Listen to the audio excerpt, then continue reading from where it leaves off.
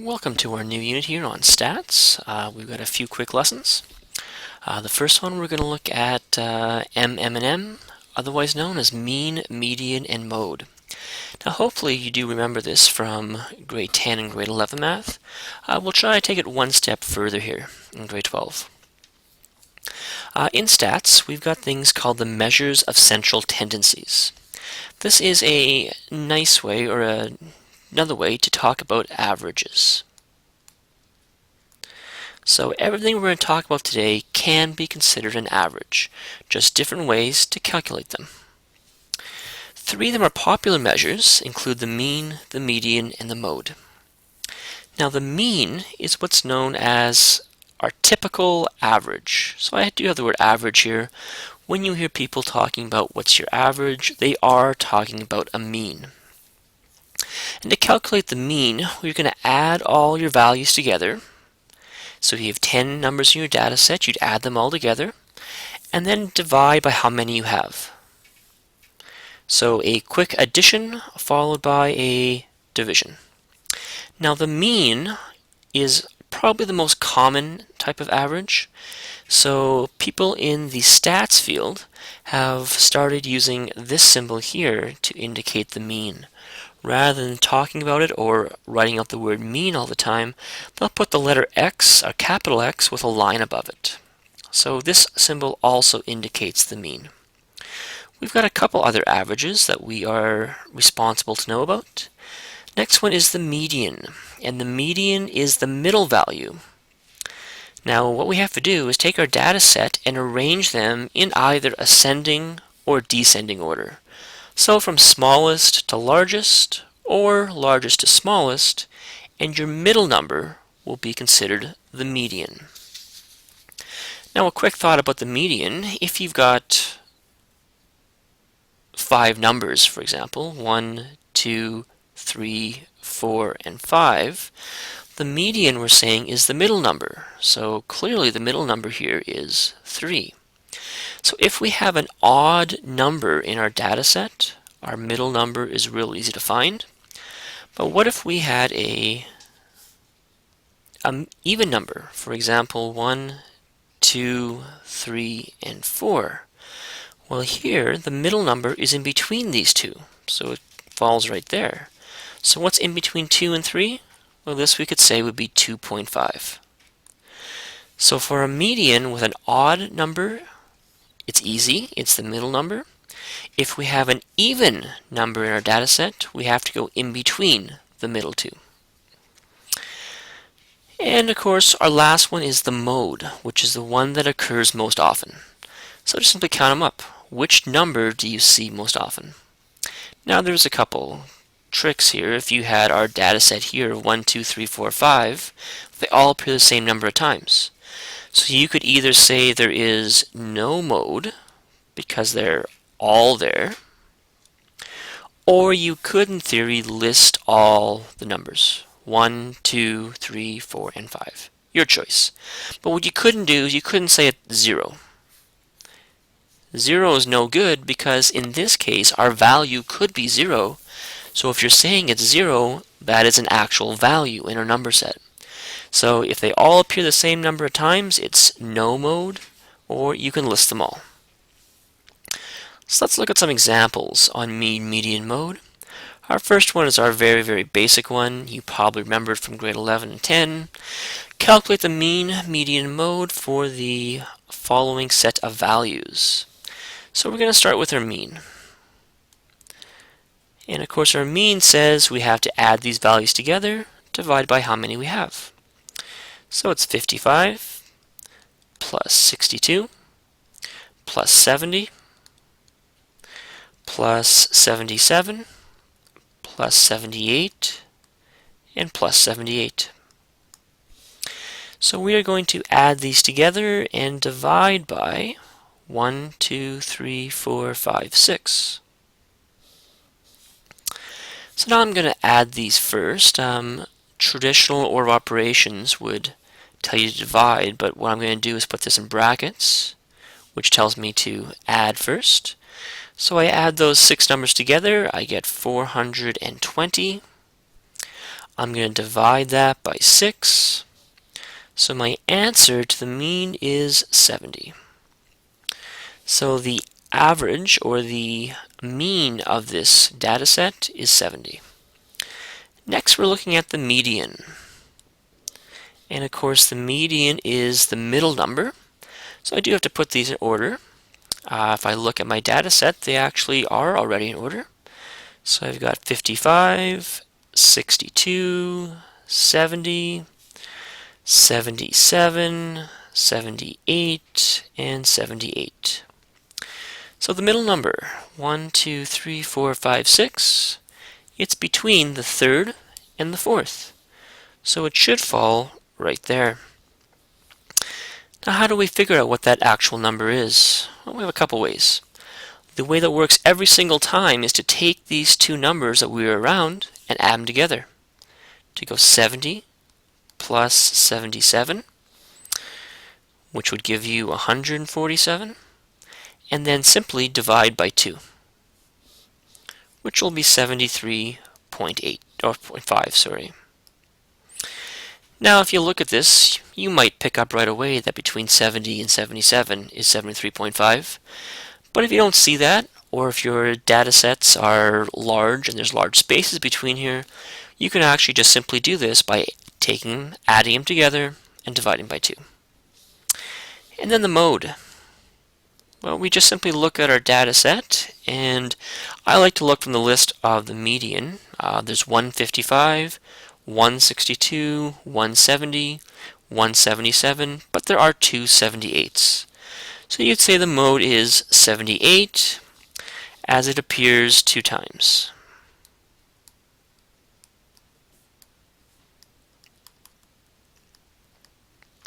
So that is our basic idea here, our mean, median, and mode. We've seen these before. Now let's take this to a grade 12 level. How can we make these mean, median, mode questions a little bit more complex? So we've got example 2. In a football game, the team has offensive drives of 40, 30, 35, 45, and 22, and 50 yards. So these are just simply numbers. You don't need to know what an offensive drive is. You even don't know what a football game is. All you know is you've got 1, 2, 3, 4, 5, 6 numbers.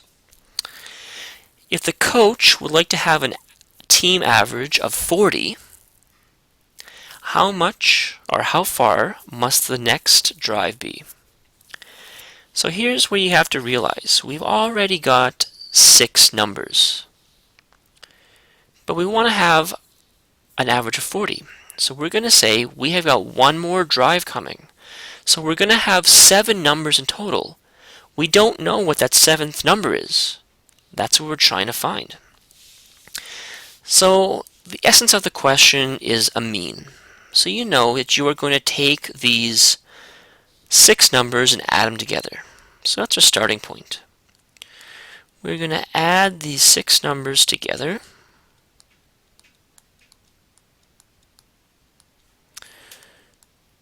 But then we're going to have a 7th drive, the next one, the last one of the game. Do we know what this is? No.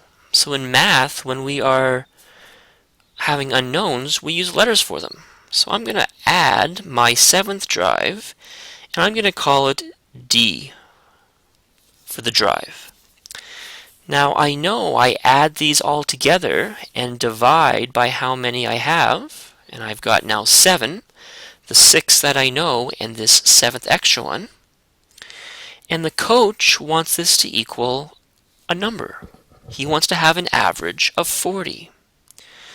So the question now boils down to, what does this number have to be for me to add them all up, divide by 7, and get 40? Now you can sit here and guess and check all you wanted, but that's going to take you a long time. First thing you're going to do is you're going to take these numbers and add them together. So 40 plus 30, 35, 45, 22, and 50.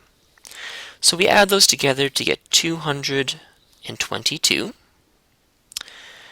Well, we still got this 7th drive, so I'm going to go plus D. divided by 7 is going to equal 40. So now we've got a form of this question that might look familiar from grade 9. We've got a single unknown, we're adding 222 and dividing by 7. Now what we have to do is isolate this d. So the first thing we do is we're going to get rid of this division by 7. You ask yourself, what's the opposite of division? And it's multiplication. So in this case, you're going to multiply each side by 7. Now we know from our previous math experience that multiplying and dividing by the same number will make these two nicely disappear, and that would leave us with 2 plus d is equal to 40 times 7, which is 280. Now we've got rid of that division by 7, we have to get rid of this addition of 222. Well, the opposite of addition is subtraction, so I'm going to subtract 222 from both sides. This will turn into a 0, which means my last drive has to be 280 minus 222, 58 yards. So a little more complex question where we're not just simply getting 7 numbers and spitting out an answer. We are now trying to find out what one of those 7 numbers is in order to answer my question. A little more complexity here, a little more grade 12 level. Let's look at example 3. Kansas Ross has a mean mark of 50 for her first 3 math tests. So she's written 3 math tests and the teacher said, you know what? Your mean, your average for those 3 was 50. She then takes another test and she gets a 70 on that. So she thinks, oh great, I've got a 50, now I get a 70. So she thinks the middle number, her new mark is 60. So is Kansas correct? Does her 3 marks averaging 50 and adding 1 more of a 70 equal an average of 60? So what we have to do here is actually let's calculate her real mean. Mathematically correct. She's got 3 tests out of 50. So we're going to add those 3 together. And her 4th was a 70. So we're going to add that together. We are then going to divide by 1, 2, 3, 4. And if Kansas is correct, this mark should be a 60. Let's see if she is. Well, 50 plus 50 plus 50 plus 70 is 220. Divide that by 4. Oh, that's only 55%. So mathematically, her teacher will say, okay, even though you got a 70 here, your new average over the 4 is 55. Kansas here thought that she would just simply take her 2 marks and average them out. She thought, so the answer here is no. What Kansas thought she would do was take 50 plus 70 and divide that by 2. In this case, we get 120 divided by 2, which is 60. So which way is correct? The teacher's way or Kansas' way? The teacher's way is the right one. So no, Kansas is wrong. Kansas thought she should just take her average and her test, where she had to take all 4 of her tests to get the right answer. So this one is more of a thinking question. You could probably have answered this without showing any work. However, work does help tremendously in explaining this. So we looked at a very basic mean, median, mode question, a tougher grade 12 one, and then one where we had to do some thinking. Let's now turn to our questions and see how we can do these.